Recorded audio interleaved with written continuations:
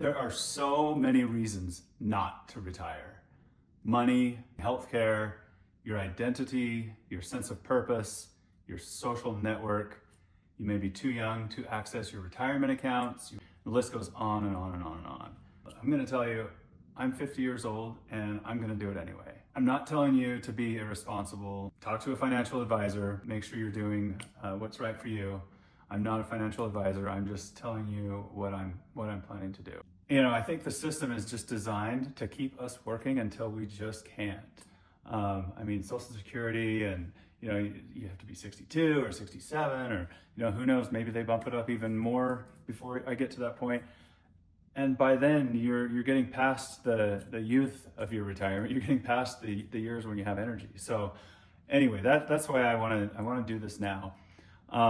So let's talk about it. How do you know if you can make it? How do you know if you're ready? I don't necessarily feel ready, but I'm doing it anyway, and I'll tell you why. So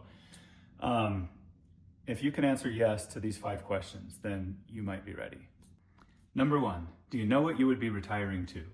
If you didn't have to work and money was no object, what would you do with your time? So for me, I want my freedom. I want to be free to spend time with my friends and my family and do whatever I want when I want. And it's not just being free and able to be lazy. No, I want to go work on my Sprinter van with my son. We started this a couple of months ago, and I'm super excited to go work on that with him and get this project done. So then I can drive around the country for a while in the Sprinter van in preparation for my ultimate adventure, which I'm targeting for about 2 years out, which is to cruise on a boat around America's Great Loop, which I'll talk about a lot more when it gets closer to that time, but Google it. It's a pretty cool thing. There's a big community around it. I'm going to take an entire year and do that on a boat. So that's what I'm retiring to in the short term. And then after that, who knows? We'll figure that out. But it's all about the adventures for me. So that's what's really, really exciting me. So that's the first question. Number 2, do you have an identity outside of your job? You know, I've always kind of looked. I'm in the legal profession, and you know, I started my career at a major law firm, and there's always that partner that's 90 years old, and he's got an office, and he comes in and reads the newspaper, and then goes home, and you know, that's fine if that's what your identity is and that's what you want, but that's not what I want. So do you know what you're going to say next time someone says, "What do you do?" You know, I've thought about that a little bit, and I think I'll probably say I make memories. I don't know, that's kind of cheesy, but you know, I'm not going to identify myself with my career anymore. I'll probably identify myself with my hobbies or my friends and family. I don't know, but identity is not going to be a hard one for me, I don't think. You know, I guess check back with me in a year or two, but I don't take a lot of pride in, I am proud of my career, but I don't take a lot of pride in saying my title and all that stuff, even though it's natural to describe myself that way right now. So anyway, that's number 2. Number 3, do you have a community outside of your office? You know, I think a lot of us fall into the trap of spending so much time at work that really the only people we interact with day to day are the people at work. So that would make it a little difficult if you know, that was your only social network, because you're not going to see those people as much anymore, and they may not be necessarily as good of friends as you think they are, because you're there working. That's why you're there. You have that common goal, and when that's gone, I don't know how strong those relationships are going to remain.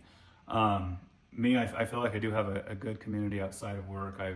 I've made quite an effort to develop relationships outside of the office, typically related to my hobbies. I love rock climbing and mountain biking and boating, and you know, I have friends in all of those different hobbies. So I'm not too worried about being lonely, let's put it that way.